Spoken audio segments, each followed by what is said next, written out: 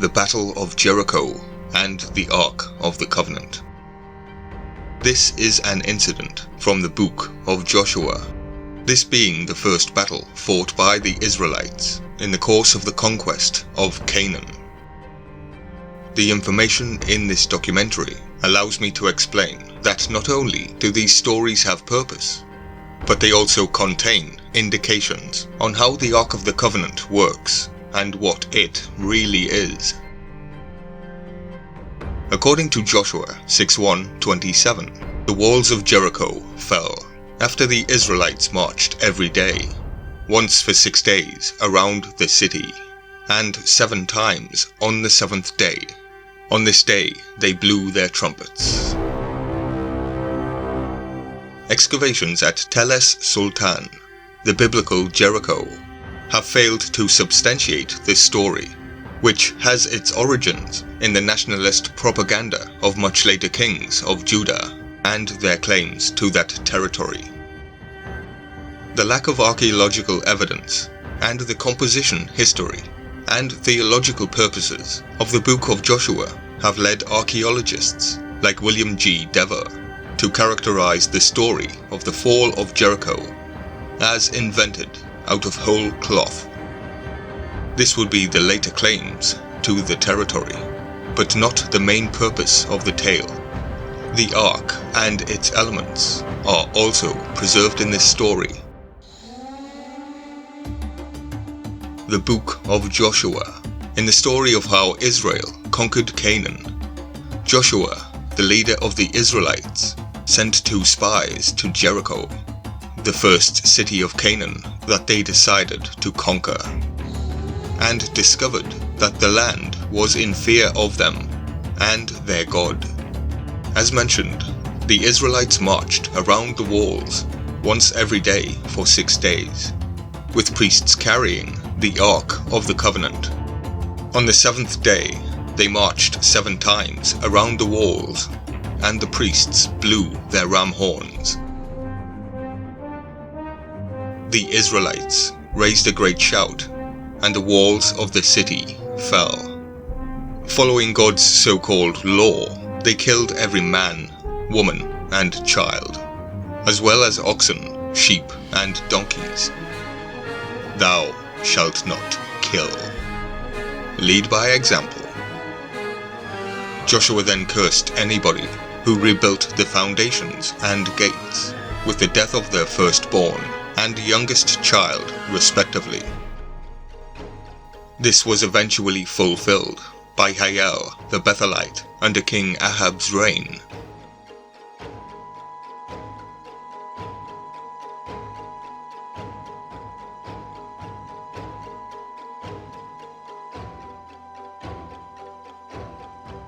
These are shepherd kings, leading people through the gate, hence they are gatekeepers.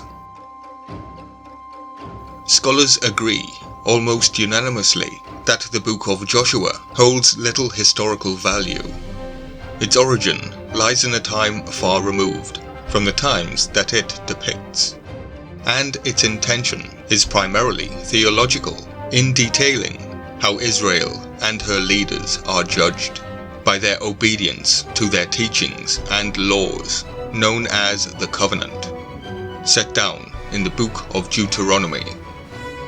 The story of Jericho and the rest of the conquest represents the nationalist propaganda of the kings of Judah and their claims to the territory of the Kingdom of Israel after 722 BC. This myth is like propaganda, with a dark element of truth. In relation to the legends of the comet, the Vara boar-form figure, flying around the heavens, exploded upon hearing the people chant the Vedas and the mantra, descended upon the earth, which made me think of the Ark circling Jericho, and the trumpets are acting as a trigger. The Ark of the Covenant appears and acts like a frequency-based waveform weapon. I remind you that Archangel Urzengel means head weapon of the waveform serpent fish god. The ark had to be constantly relocated due to the radiation poisoning the people within its vicinity. It poisoned the land and the people, which is quite fitting, as the creator of the ark is named Bezalel. The meaning of the name is horned eater god, which fits the description of the radiation coming from the comet and the ark.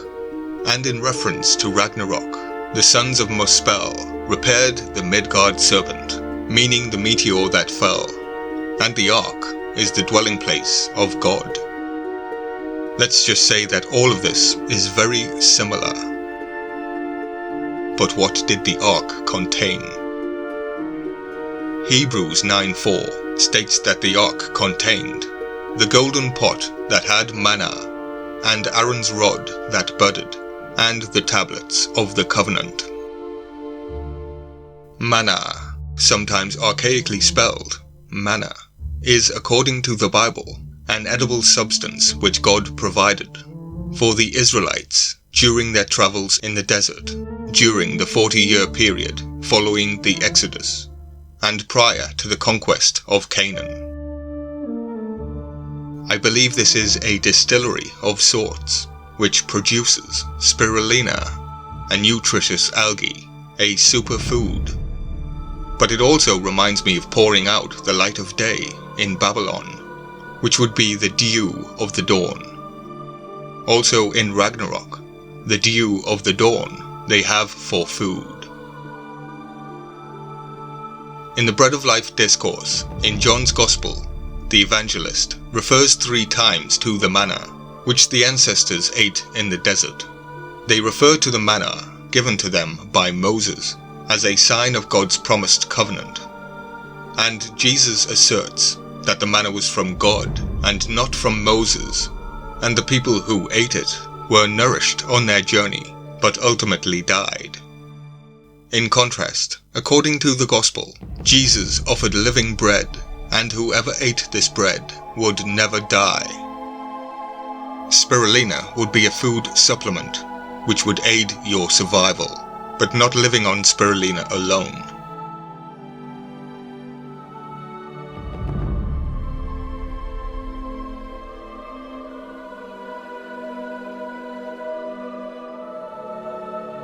In ancient Babylon, the 2 gods born from Abzu are Lamu and Lahaim. The meaning is bread and water, and the latter puts the Lahaim in the name Bethlehem. This would be alkaline water and spirulina. They belong to the name Tiawath. It would appear that Jesus and I are on the same page.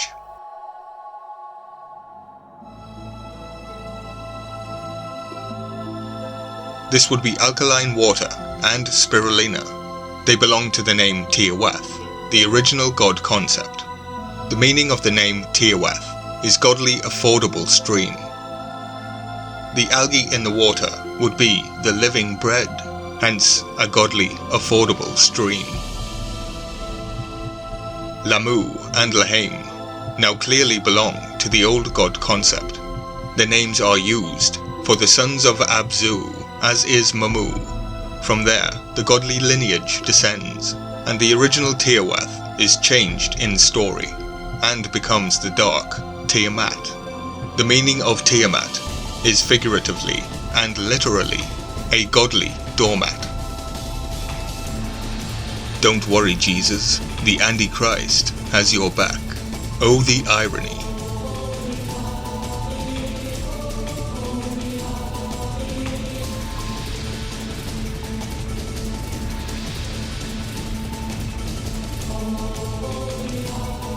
Manna is linked to the Tamarisk tree, but there is trickery at play here.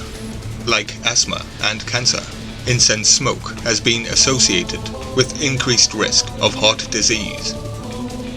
In a study of over 60,000 Singapore citizens, long-term exposure to incense in the home was linked to cardiovascular-caused deaths. There are mentions of Tamarisk within various mythologies. In the epic of Gilgamesh, Gilgamesh's mother, the goddess Ninazu, ceremoniously bathes in a bath of Tamarisk and soapwort, before allowing Gilgamesh and Enkidu to begin their conquest. In Genesis 21:33, Abraham is recorded to have planted a tamarisk at Beersheba. He had built a well there earlier.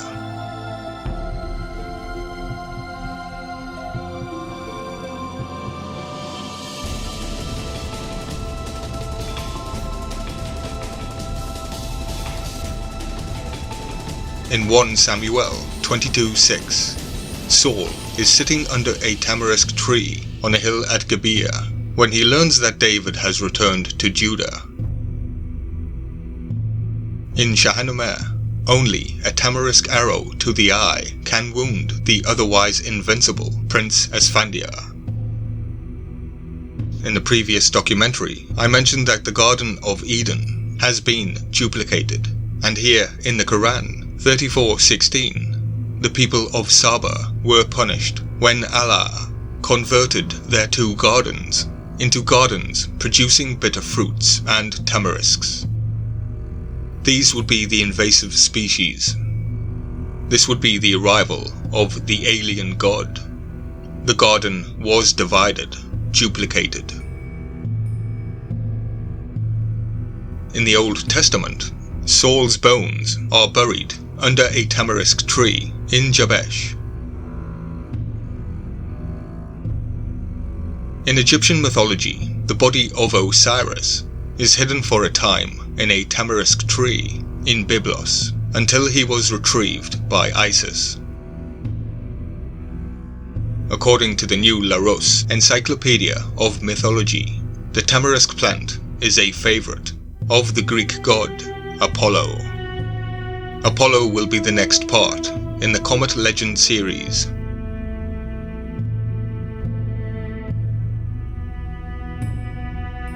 As Plato noted, magic refers to the Magian law of Zoroaster. The bearsman, or sacred bundle of twigs, or slender wands, and is traditionally made of tamarisk twigs. Although in modern times, metal rods have been substituted.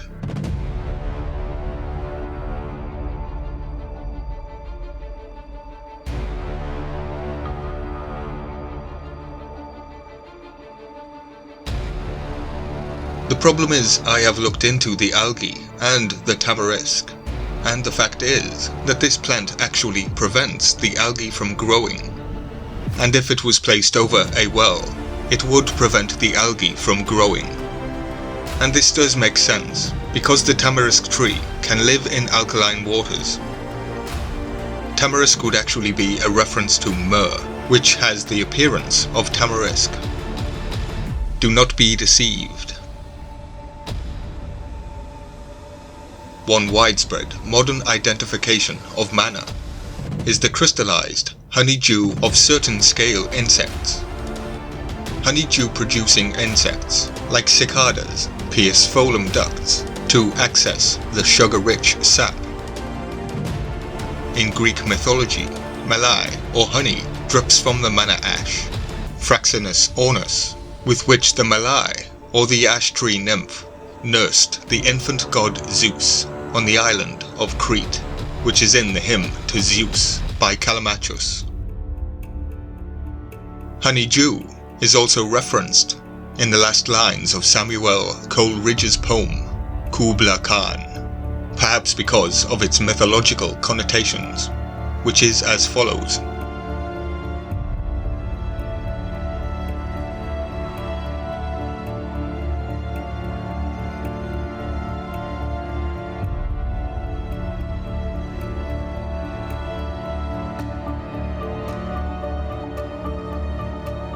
And all who heard should hear them there, and all should cry, Beware, beware. His flashing eyes, his floating hair, weave a circle round him thrice, and close your eyes with holy dread. For he on honeydew hath fed, and drunk the milk of paradise. This milk of paradise, as you will see in the upcoming documentary, which will be called the firestorm of Apollo, is possibly the mysterious ambrosia. Manna is the dew of the dawn. The gold would have worked well with the algae. The combination of the two would be perfect for stem cell regeneration. This would be the living bread, the food of the gods, a key to a long life.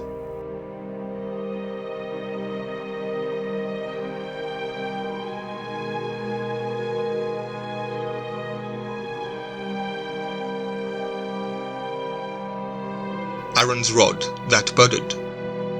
God created it in the twilight of the 6th day of creation, and delivered it to Adam when he was driven from paradise. After this, it had passed through the hands of Shem, Enoch, Abraham, Isaac, and Jacob successively. We are told clearly, but do we listen? The tablets of the covenant are possibly the golden tablets, the emerald tablets of you-know-who. Which from my point of view, with the use of the psychedelics, the new invasive fauna, the tablets are possibly channeled by connecting to unknown supernatural forces. The Ark has been linked to several of the Old Testament's miracles. It is said to have cleared impediments and poisonous animals from the path of the Israelites during the Exodus. Do not forget that in ancient Babylon, it is Marduk who sent forth Anzu to destroy the land and poison the enemy. This would be the ultimate weapon of the Anunnaki gods. The Anzu bird, also known as the mythical mace, Shar-Ur. So what we have here is a poisonous, frequency-based weapon of some sort. The tablets and rod within the Ark are actually aspects of the same ideas, namely magic and the Hermetic arts. The reference to manna is, I believe, a reference to spirulina, the algae. I do strongly believe that there are 3 arks, which contain radioactive meteor fragments. And as far-fetched as this sounds, humanity would be Superman, and the comet is our kryptonite. I am Kryptonite.